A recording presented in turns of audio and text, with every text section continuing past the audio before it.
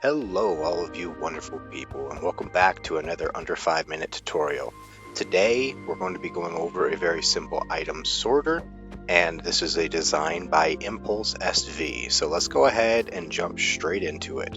These are the items that you're going to be needing, and some of these items can fluctuate in the amount that you want. This is going to be based off of per slice.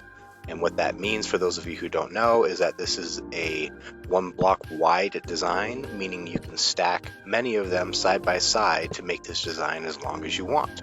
So we're going to start by placing a block, a chest, and a hopper leading into that chest, and that's where our stuff will be collected. Then, 1 block above that hopper, we're going to place the hopper facing away from the chest, and that's very important, so make sure that you do that. We're also going to need a feeder line for where all the items are going to be coming into our item sorting system. So we're going to place that going this way. And we're going to come down below it, and right below the block that's facing away for the hopper, we're going to be putting a single solid block with a comparator facing out of that hopper. We're going to place 2 blocks there, 1 block in the center making a T, and 1 at the end like this.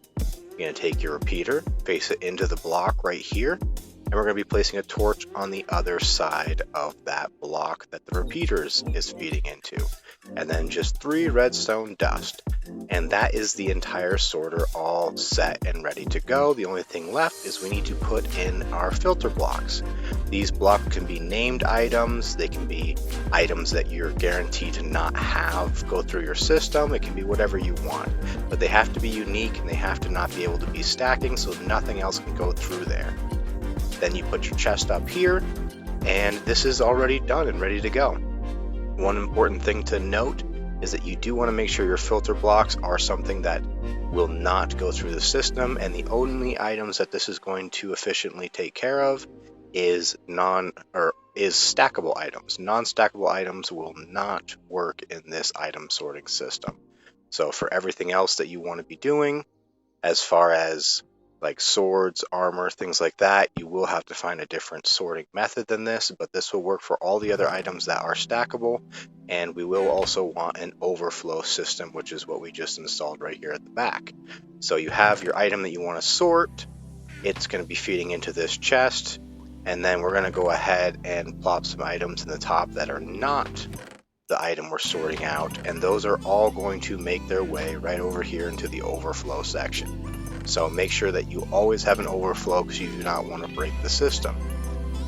So this is one single slice of it, which is very helpful, very easy to use. You just got to make sure that these filter blocks are in place and that you have 4 of them, covering the last 4 spaces in the hopper that is facing into the comparator.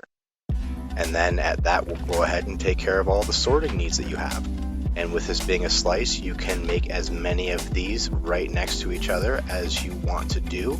So it's an easy, very quick, efficient thing that you can do in less than what that took us maybe 2 minutes to do, really. And then this is an example of what you can do on a larger scale, not huge, but still a pretty decent sized sorter back here with the exact same things. And this is what I mean, you just have a single slice of these just being repeated over and over and over again.